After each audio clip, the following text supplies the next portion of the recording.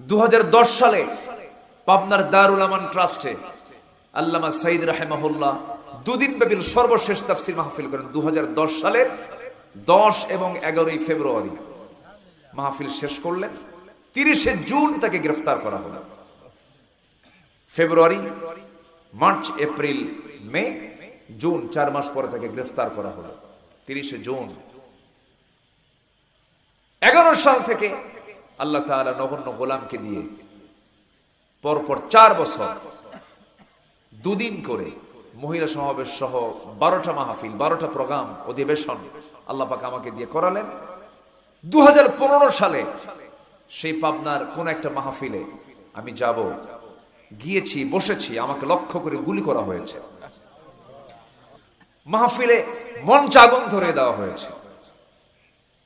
সব আকাম কুকাম ওরা করে পরের দিন শুনলাম একটা মামলা হয়েছে। সে মামলার 1 নম্বর আসামি আব্দুল্লাহ আলী।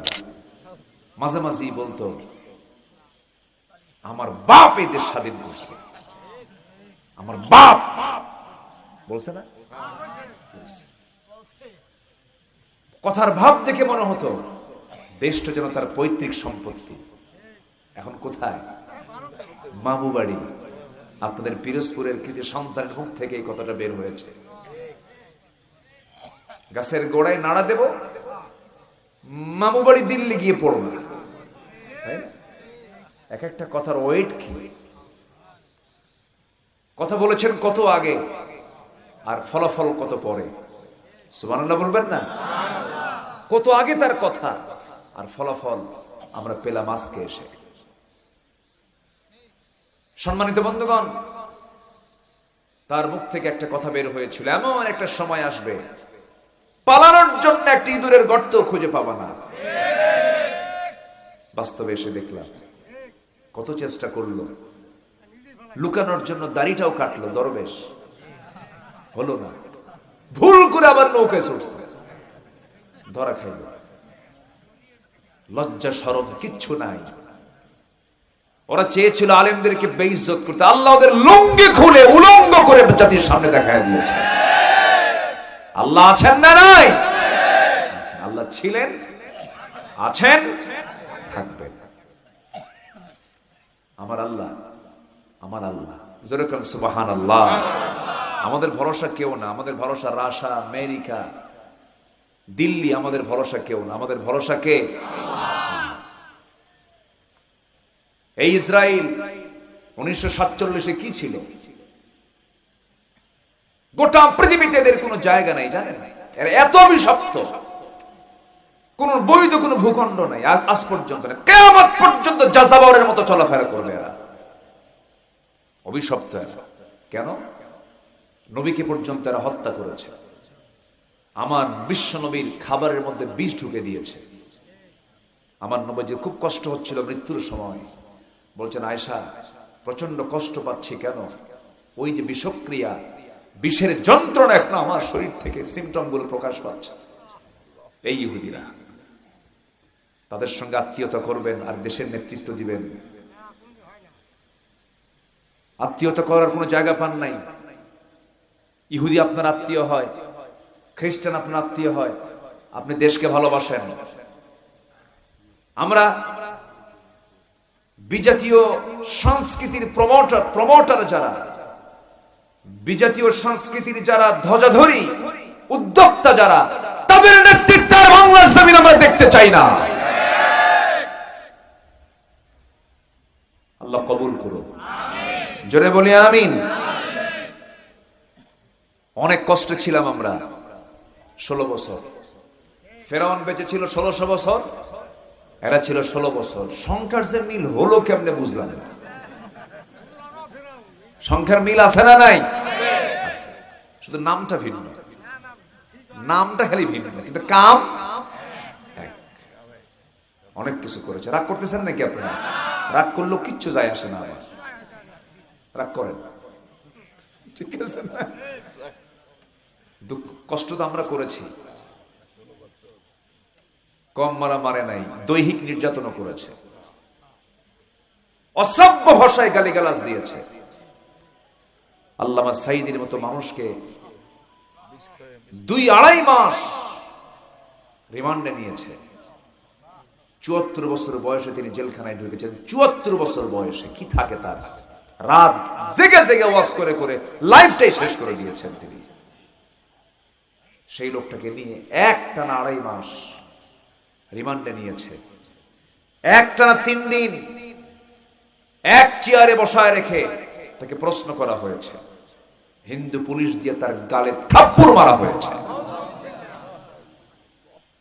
এই দৃশ্যগুলো সহ্য করতে না পেরে কলিজার টুকরা বড় সন্তান মরহুম মকবুর রফিক বিন সাইদি স্ট্রোক করে ইন্তেকাল করেছেন। পৃথিবীতে সবচাইতে বড় বোঝা হলো যখন বাবার কাঁধে যখন সন্তানের লাশ ওঠে। এতগুলো কষ্ট যন্ত্রণা উনি যা সহ্য করেছেন, শেষ পর্যন্ত তাকে বিষ প্রয়োগ করে হত্যাও করা হয়েছে। ফলাফল দিয়েছেন কে? ফলাফল আছে না নাই? ফলাফল আছে না নাই? আমরা ফলাফল কার কাছে চাবো? আমরা কার অপেক্ষায় থাকবো না, আমরা অপেক্ষায় থাকবো একজনের কাছে। তিনি কে? আল্লাহ রাব্বুল আলামিন বলেন, কোনো টেনশন করবা না। ফাইদা আযামতা ফাতাওয়াক্কাল আলাল্লাহ ওয়াল্লাহু ইউহিব্বুল মুতাওয়াক্কিলিন ومن يتوكل على الله فهو حسبه। যে ব্যক্তি আল্লাহর প্রতি তাওয়াক্কুল করবে, ভরসা রাখবে, এটাই তার জন্য যথেষ্ট। কারো সাহায্য লাগে না। জোরে কোন সুবহানাল্লাহ। সম্মানিত ভাইয়েরা, উঠতে একটু দেরি হলো। আমি আসছি কিন্তু বহু আগে। মাগরিব পড়েছে এসে এখানে জামাতের সাথে মাগরিবের নামাজ আমি আদায় করতে চেয়েছি, কিন্তু আমাকে আদায় করতে দেয়নি। আমার নেতৃত্ব বানায় দিছে। নামাজ পড়েছি, ভাবলাম একটু আগে ভাগে উঠবো। এলাকার আপনাদের সন্তান রেদওয়ানুল্লাহ রায়্যান উনি কিছু কথা বলেছেন, আমি শুনেছি। আল্লাহ তুমি তার কথা কাজে বারাকা দান করো। জোরে বলি আল্লাহুম্মা আমিন। সম্মানিত ভাইয়েরা, এবার মাহফিল সব জায়গায় চলছে, আলহামদুলিল্লাহ বলেন। সব জায়গায় চলছে। এদেশের সবচেয়ে বৃহৎ যে মাহফিল, চট্টগ্রামের রজবালি প্যারেড ময়দান, 2006 সালে ওটা লাস্ট হয়েছিল। পিরোজপুরের সন্তান তিনি এই মাহফিলটা লাস্ট করেছেন। পিরোজপুরের সন্তান বুঝতেছেন তো? আচ্ছা, 2006 সাল উনি শুরু করেছেন 77-এ, আমার জন্মই হয় নাই। 1977, 2006 সাল, একটানা 29 বছর তিনি মাহফিল করেছেন। একটানা 29 বছর, 5 দিন ব্যাপী। কয়দিন ব্যাপী? একজন ব্যক্তি একটা জায়গায় 5 দিন একটানা মাহফিল। প্রথম দিন যত লোক, দ্বিতীয় দিন তারও বেশি, তৃতীয় দিন তারও বেশি, চতুর্থ দিন তারও বেশি, পঞ্চম দিন আরো বেশি। আর একটা মাহফিল করলি বলে না, অসম্ভব ব্যাপার, আমার সময় হয় না, পারবোই না। অসম্ভব ব্যাপার, পারবোই না। কেন? প্রতিটি জনপদে যাওয়া উচিত, প্রত্যেকটা জায়গায় জায়গায় কোরআনের দাওয়াত দেওয়া দরকার, ঠিক কিনা? উচিত। আল্লামা সাইদি, এমন কোন থানা নাই, এমন কোন জোন নাই, এমন কোন দ্বীপ নাই, এমন কোন অঞ্চল নাই যেখানে তার পায়ের ছোঁয়া লাগে নাই। সস্তা জনপ্রিয়তা অর্জন করে আল্লাহ দিলের খবর জানেন। আল্লাহ সবাইকে ইখলাসের সাথে দ্বীনের প্রচার করার তৌফিক দান করুন। জোরে বলি আমিন। সম্মানিত ভাইয়েরা, সেই 29 বছর মাহফিল উনি করলেন। 6 থেকে নিয়ে 2024 সাল পর্যন্ত এই 18 বছর ফেরেশতারা মাহফিল বন্ধ রাখছিল।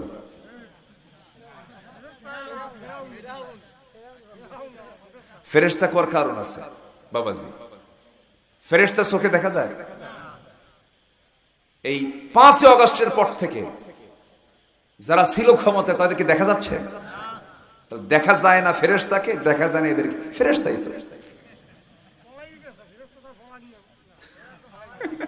আচ্ছা ঠিক আছে, এই হলো ফেরেশতা। সম্মানিত ভাইয়েরা, সম্মানিত বন্ধুগণ, সে মাহফিল বছর শুরু হয়েছে। 2025 সালের জানুয়ারিতে আল্লাহ তাআলা আমার মতো একজন নগণ্য গোলামকে দিয়ে মাহফিল এবার আল্লাহ পাক শুরু করিয়ে দিয়েছেন। সিলেটের এমসি কলেজ মাঠ আঞ্জুমানে খেদমতে কোরআনের মাহফিল বন্ধ ছিল, এক যুগ ধরে করতে দেয় না ওরা, এটাও এবার শুরু হয়েছে। 2010 সালে পাবনার দারুল আমান ট্রাস্টে আল্লামা সাইদ রাহিমাহুল্লাহ দুদিন ব্যাপী সর্বশেষ তাফসীর মাহফিল করেন। 2010 সালের 10 এবং 11 ফেব্রুয়ারি মাহফিল শেষ করলেন। 30 জুন তাকে গ্রেফতার করা হলো। ফেব্রুয়ারি, মার্চ, এপ্রিল, মে, জুন, 4 মাস পরে তাকে গ্রেফতার করা হলো। 30 জুন 11 সাল থেকে আল্লাহ তাআলা নগণ্য গোলামকে দিয়ে পরপর 4 বছর দুদিন করে মহিলা সমাবেশ সহ 12টা মাহফিল, 12টা প্রোগ্রাম, অধিবেশন আল্লাহ পাক আমাকে দিয়ে করালেন। 2015 সালে সেই পাবনার কোন একটা মাহফিলে আমি গিয়েছি, বসেছি, আমাকে লক্ষ্য করে গুলি করা হয়েছে। মাহফিলে মঞ্চ আগুন ধরে দেওয়া হয়েছে।